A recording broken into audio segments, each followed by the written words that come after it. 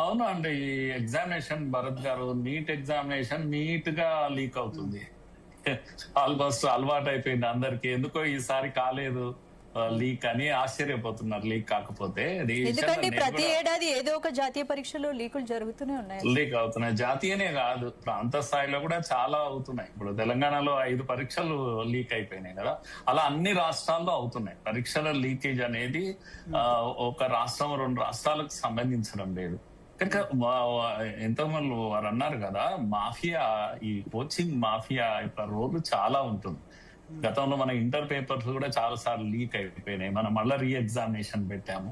So overall గా నేను చూస్తున్న దీంట్లో ఏంటి అంటే, వాల్యూమ్ ఆఫ్ ది ఎగ్జామినేషన్ ప్రపంచంలోనే అత్యధిక మంది పరీక్షలు రాసే ఏకైక ఎగ్జామ్ ఇది. నీట్ 22 నుంచి 24 లక్షలు ఎవ్రీ ఇయర్ యావరేజ్ గా రాస్తారు. ఒక దేశంలోనే 5456 కేంద్రాలు సెంటర్స్ ఎగ్జామినేషన్ రాస్తారు మన దేశంలో. చైనా కన్నా ఎక్కువ ఇవి చాలా. అట్లాగే 557 సిటీస్ లో జరుగుతాయి. బయట కూడా 14 సెంటర్స్ లలో విదేశాల్లో కూడా జరుగుతుంది. కనుక వాల్యూమ్ ఆఫ్ ఈ ఎగ్జామినేషన్ అవుతుందో ఇది చాలా పెద్దది. ఇంత పెరుగుతుంది కానీ మనకేమి ఈ నంబరు తగ్గడం లేదు. కనుక ఆల్టర్నేటివ్ ఇంతకుముందు మానవతా ఆన్లైన్ ఎగ్జామ్ కండక్ట్ చేయరాదా? ఆన్లైన్ ఆప్షన్స్ కూడా ఉన్నాయి దీనికి. ఆన్లైన్ లో కూడా ఇష్యూస్ ఉన్నాయి దీనికి. ఇప్పుడు ఐఐటి జేఈ చేస్తున్నారు కదా. అవును ఆ ఆప్షన్స్ కూడా అడ్వాన్స్ ఆన్లైన్ లో చేసినప్పుడు దీనిలో ఎందుకు ఆన్లైన్ చేయకూడదు? చేయొచ్చు. దీని పోయినసారి కమిటీ రద్దు అయిపోయిన తర్వాత పరీక్షలు లాస్ట్ టైం పరీక్ష రీ ఎగ్జామినేషన్ జరగలేదు కానీ కొంత రిజల్ట్స్ రద్దు చేశారు. అప్పుడు కొత్త కమిటీ వేశారు. మనకు తెలుసు ఈ బీజేరావు సార్, మన సెంట్రల్ యూనివర్సిటీ హైదరాబాద్, వారు కూడా కమిటీలో ఉండేవారు. నేను వారితో కూర్చొని మాట్లాడాను.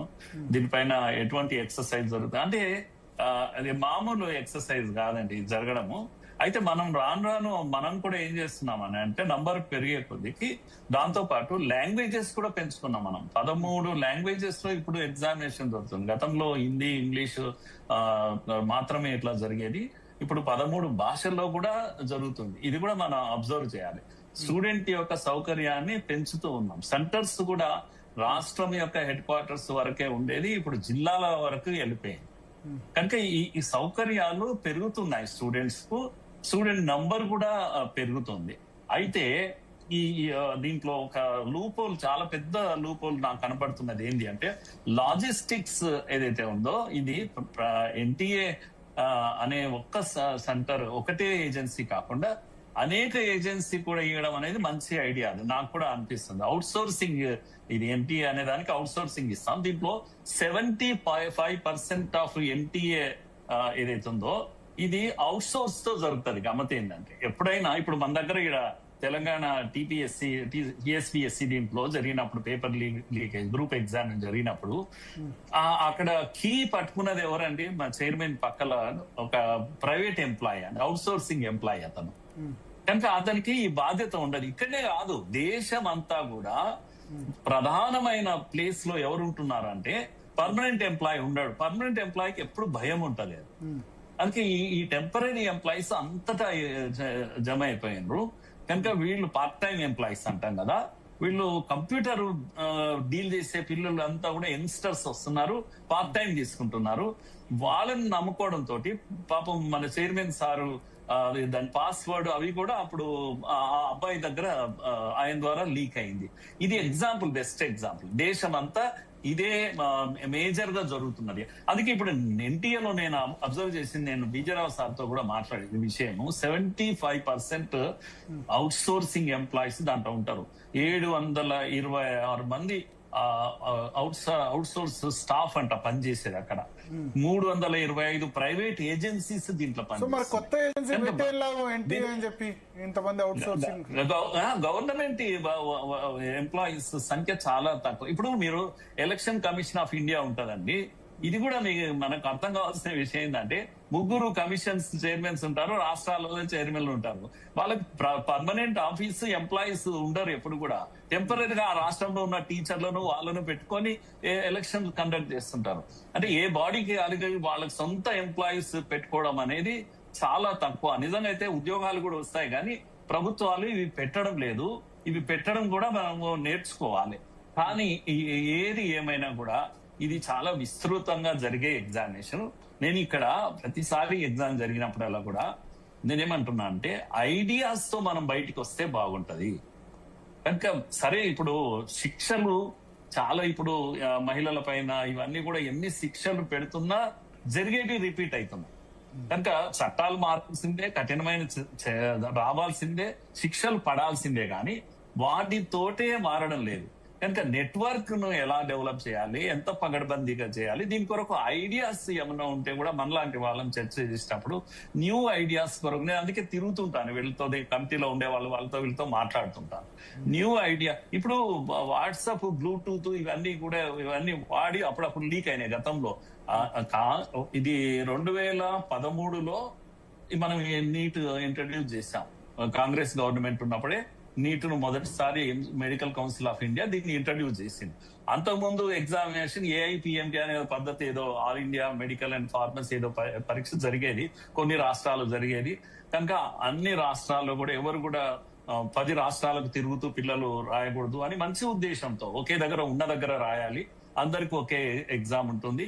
దీని వల్ల స్టూడెంట్స్, పేరెంట్స్ తిరిగే ఈ పద్ధతి ఇదంతా కూడా మనం ఆపడానికి, ఖర్చులు తగ్గించడానికి, ప్రయాణాలను ఆపడానికి, దీని కొరకే మనం దీన్ని ఇంట్రడ్యూస్ చేసాం 2013లో. కానీ ఈ నెట్వర్క్ ఏదైతుందో దాన్ని మనం స్ట్రెంగ్తెన్ చేసుకోవడంలో ఫెయిల్ అయిపోయాం. At the same time is of the students ఏదైతుందో దాన్ని పెంచుకున్నాం. మళ్ళా అంటే ఎక్కువ సెంటర్స్ ను పెంచాము, ఎక్కువ లాంగ్వేజెస్ ను పెంచాము, స్టూడెంట్ దగ్గరికే సెంటర్స్ పోయేటువంటి ఏర్పాట్లు చేశాము. కానీ ఈ రోజు కూడా లీక్ ప్రూఫ్ మెథడ్స్ మనం ఇవ్వడంలో ఫెయిల్ అయిపోతున్నాము, నాకు కనబడుతున్నది. రెండవది, ఈ యొక్క మాఫియాలు, కోచింగ్ మాఫియాల యొక్క రోల్ దీంట్లో చాలా కీలకంగా ఉంది. ఇది నా అబ్జర్వేషన్ అండి.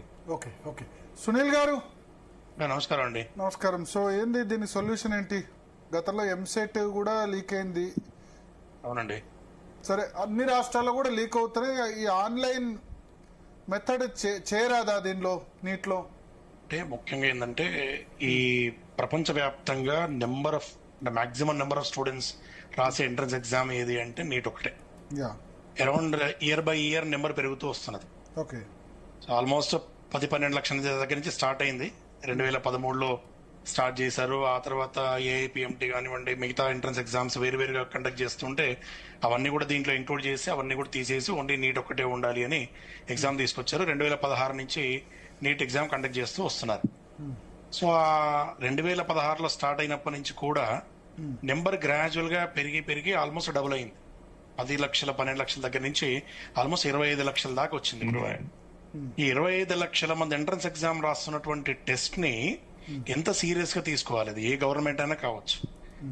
1-2 లక్షల స్టూడెంట్స్ రాసేటువంటి టెస్ట్లనే ఒక స్కూల్లో ఇంటర్నల్ ఎగ్జామ్ పెడితేనే ఎంత సీరియస్ గా తీసుకుంటారు ఒక స్కూల్ మేనేజ్మెంట్. అలాంటిది ఒక నేషనల్ వైడ్ ఇక 25 లక్షల మంది విద్యార్థులు రాస్తున్నటువంటి వాళ్ళ భవిష్యత్తు కోసం రాస్తున్నటువంటి ఎంట్రన్స్ ఎగ్జామినేషన్ ని ఏ గవర్నమెంట్ అయినా కానీ ఎంత సీరియస్ గా తీసుకొని కండక్ట్ చేయాలి, ఆన్లైన్ కానివ్వండి, ఆఫ్లైన్ కానివ్వండి. కానీ 2016 నుంచి మనం చూసినట్టయితే 2015లో ఏఐపిఎంటీ కూడా మ్యాసివ్ చీటింగ్ జరిగింది. అప్పుడు సుప్రీంకోర్టు కంప్లీట్ ఎగ్జామ్ ని క్యాన్సిల్ చేసింది. అప్పుడు కూడా రీటెస్ట్ పెట్టాలి నేషనల్ వైడ్ అనేటువంటిది 2015లో ఏఐపిఎంటీదే జరిగింది.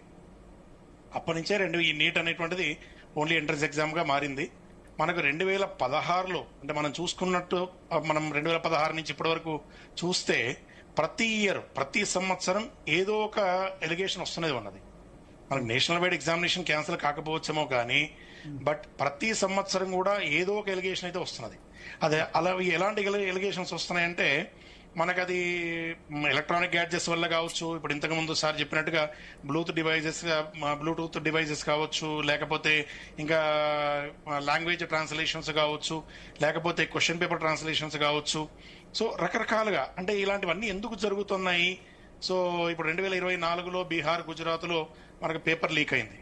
సో అక్కడ గ్రేస్ మార్క్స్ కాంట్రవర్సీస్ వచ్చాయి. సో సుప్రీంకోర్టు హియరింగ్స్ కూడా విన్నారు, రీటెస్ట్ కండక్ట్ చేశారు. ఇవన్నీ జరిగిన తర్వాత కూడా మళ్ళీ 2025లో కూడా టెక్నికల్ ఇష్యూస్ వచ్చాయి, బయోమెట్రిక్ ఫెయిల్యూర్స్ వచ్చాయి, లోకలైజ్డ్ మాల్ ప్రాక్టీస్ కంప్లైంట్స్ వచ్చాయి. సో అవన్నీ కూడా అంటే క్యాన్సలేషన్ చేయలేదు కానీ ఇవన్నిటి మీద విద్యార్థులకు అనుమానాలు ఉన్నాయి. ఎందుకు అంటే ఇంత పెద్ద టెస్ట్ కండక్ట్ చేస్తున్నప్పుడు, ఇంత పెద్ద మెకానిజం ఉన్నప్పుడు, ఇన్ని కోట్ల రూపాయలు ఖర్చు పెడుతున్నప్పుడు ఒక ఎగ్జామినేషన్ ని ప్రాపర్ గా, నేషనల్ వైడ్ ఎగ్జామినేషన్ ని ప్రాపర్ గా కండక్ట్ చేయడంలో ప్రభుత్వాలు ఎందుకు ఫెయిల్ అవుతున్నాయి? అంటే దీని వెనుక ఎలాంటి శక్తులు పనిచేస్తున్నాయి అంటే, మనం ఒక కార్పొరేట్ శక్తులనే కాకుండా ఒక చిన్న వ్యక్తి దగ్గర నుంచి మొదలు పెడితే, అంటే ఎక్కడి నుంచి స్టార్ట్ అవుతుంది అంటే కోచింగ్ సెంటర్, అంటే ఒక నీట్ కోచింగ్ ఇవ్వాలి అనే ఆలోచన వచ్చినటువంటి కోచింగ్ సెంటర్ దగ్గర నుంచి మొదలు పెడితే, సో ఎక్కడైనా ఒక స్టూడెంట్ కి ఎంబీబీఎస్ సీట్ రావాలి అంటే, సో నీట్ ఎగ్జామ్ లో మినిమం 400 నుంచి 400, లాస్ట్ టైం పేపర్ చాలా టఫ్ వచ్చింది కాబట్టి 400 కట్ ఆఫ్ కి కూడా ఎంబీబీఎస్ సీట్ లభించింది. సో అక్కడి నుంచి స్టార్ట్ చేస్తే అంటే 400 మార్క్స్ రావడానికి అవసరమైనటువంటి క్వశ్చన్స్ ఎన్ని, ఆ క్వశ్చన్స్ అన్ని ఎక్కడి నుంచి మనం తీసుకొచ్చుకోవాలి అనేటువంటి ఆలోచనలు ప్రతి ఒక్క లెక్చరర్